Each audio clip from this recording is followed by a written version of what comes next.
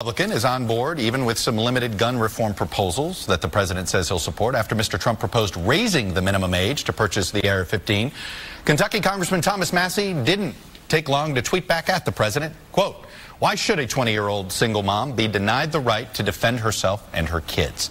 We should lower the age to buy a handgun to 18 instead of raising the age to buy an AR-15. Sad, in all caps there, a little tweak at the president's use of that word. Well, Republican Congressman Massie joins me now. Congressman, welcome to Meet the Press, sir. Thanks for having me on to talk about some serious solutions to these problems. Well, let me ask you this. You heard Senator Toomey, he wants to expand the background check system for all gun purchases. What's wrong with that? Listen, my heart is breaking for the families in Florida. I have kids that go to public school. We had a school shooting here in Kentucky, and I'm a legislator who's in a position to do something. But if I came home after proposing some of these things that are so unserious and disingenuous that some of my colleagues are proposing as solutions to these school shootings, I couldn't face my wife or my children. Now, but I've not been in that situation of a school shooting. So this week I talked to two survivors of Columbine. And one of them, Evan Todd, related to me his story of being in the library when the two shooters came in. He was the first one shot. He hid under a desk. They found him and he pleaded for his life. Then he escaped from the library, ran outside, and there were two police behind a shed who had taken up a position. They weren't going in. Now he tells me that he forgives the adults that day, the legislators, the administrators, and the police, because they couldn't foresee what was going to happen at Columbine. But he said, it's a shame. Here we are 20 years later, it's still happening, and people are rolling out these same old solutions that will do nothing. And he supports my bill, which is called the Safe Students Act, which would repeal the Federal Gun-Free School Zone Act. All right, but what's wrong with having multiple fail-safes? That's the part of this where I think that people get frustrated on this debate. You have people that say, we don't want to infringe upon anybody's Second Amendment rights, but what's wrong with an expanded background check? What's wrong with maybe more cops at high schools? Well, I wish that background checks stopped criminals or stopped school shootings, but they don't. They failed in Texas with the church shooting. They failed at Columbine. Look, the two students well, wait a minute. Doesn't that mean the background check system is flawed? Isn't that the issue here? That we're not putting... Well, then why don't... Because we don't put any information in it.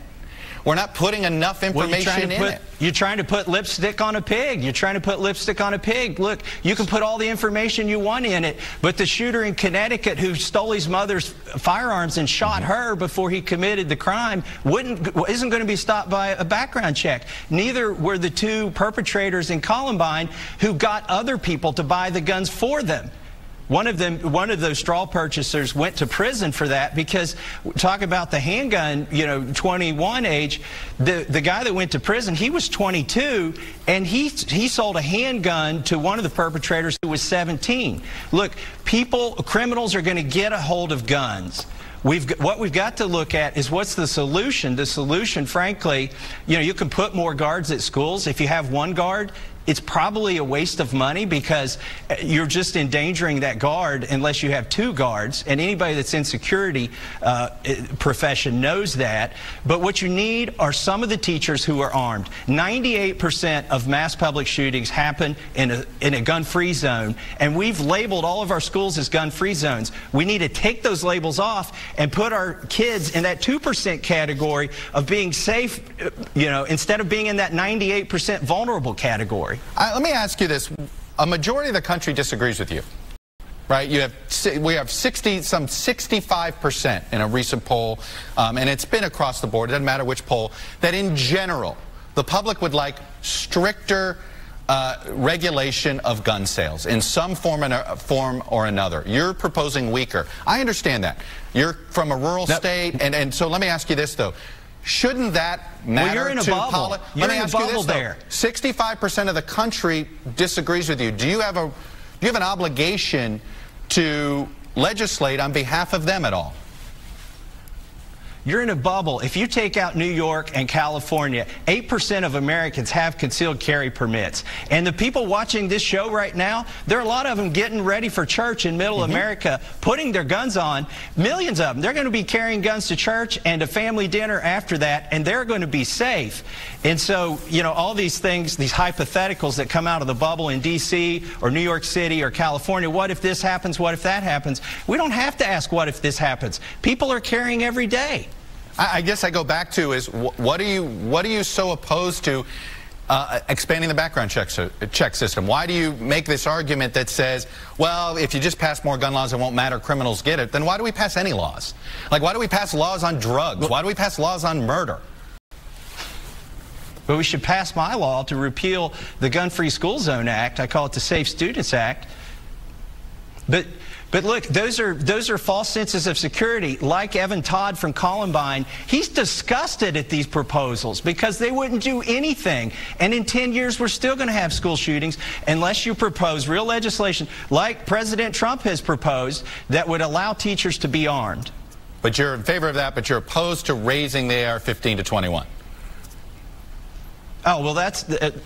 You know, that's ridiculous here. Think about this. You had a ban on assault rifles in 1999 when Columbine happened. The assault weapons ban lasted, the so-called ban, lasted from, so-called assault weapons ban, lasted from 94 to 2004. Columbine fell right in the middle of that.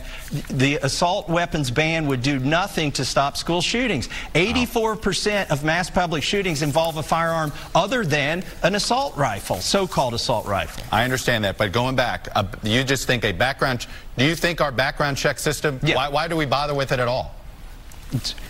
Well, you know what? It's flawed. 3 million people, law-abiding citizens, were denied a purchase since this has been put in place. But only about 1 in 1,000 are prosecuted for trying to, quote, buy a gun illegally. The reality is most of those 3 million, 99.9% of them, are actually law-abiding citizens who were denied a purchase because the background check system is flawed. It doesn't have the right information in there. It's got false information. And it disproportionately is biased against minorities. If you could get the information from the ATF, you would find that out.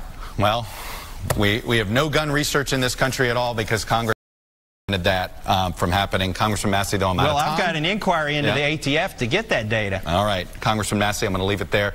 Sir, thanks for coming on and sharing your views. Much appreciated.